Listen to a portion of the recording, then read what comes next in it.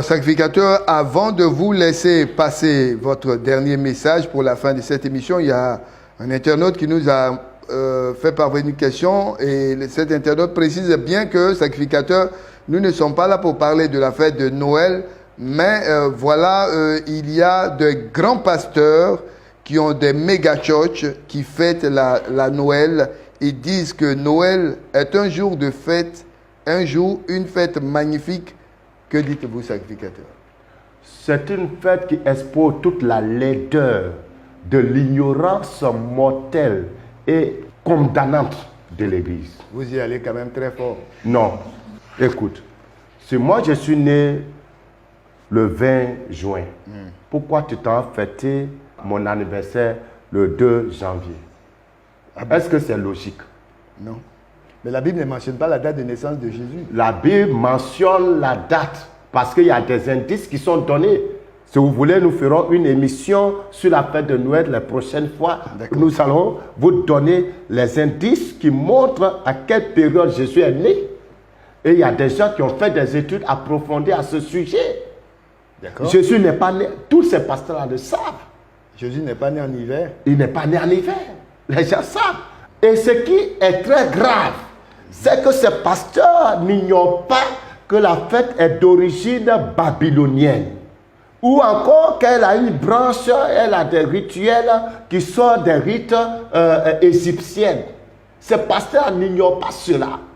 C'est ce que je disais tout à l'heure, c'est comme si je prenais la fête d'Ignam, qui est une fête traditionnelle du peuple Akan, par rapport à la découverte de l'Ignam.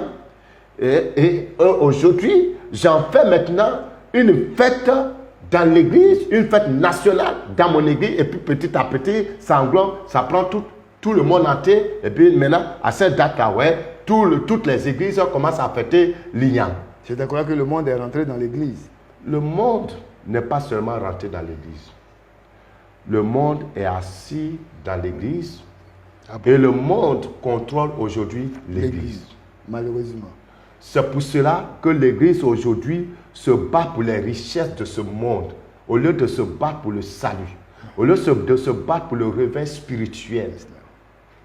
Les gens pensent que c'est l'argent qui fait la vie spirituelle. C'est l'argent qui fait la gloire de Dieu. C'est quand tu as les voitures, tu as les grosses maisons, tu as les églises bien embellies. Écoutez, frères et sœurs, les plus belles églises, selon le Seigneur Jésus-Christ, sont ces églises-là qui sont habitées par des croyants qui vivent dans l'humilité totale, qui vivent dans le dépouillement, qui ont abandonné tous les plaisirs de la chair, qui se sont dépouillés complètement et qui cherchent leur beauté, c'est la sainteté de Dieu. C'est ça la plus meilleure, la plus belle église. C'est ça l'église de Christ. Vous venez de suivre cet élément vidéo, c'est juste un aperçu de ce qui vous attend dans la prochaine émission, La Voix du Prophète, prévue ce lundi 20 décembre à partir de 19h GMT sur nos différentes pages Facebook et YouTube Rocher des Nations. Ne manquez sous aucun prétexte le prochain numéro car nous vous promettons du lourd avec notre invité, le Dr Bongé Joachim Kessé, le sacrificateur de l'Éternel, avec qui nous parlerons des fêtes de fin d'année. Sont-elles bibliques ou pas? Et quelle est l'attitude que les chrétiens devraient tenir pendant les périodes de fête? D'ici là, vous pouvez préparer vos différentes questions si vous souhaitez bien évidemment participer à l'émission ou nous écrire en commentaire. Vous pouvez également nous contacter au plus 225 01 02 18 28 18 ou le plus 225 07 08 48 56 58. Merci de nous avoir suivis. On se donne rendez-vous ce lundi 20 décembre à partir de 19h sur Rocher des Nations. Bye bye.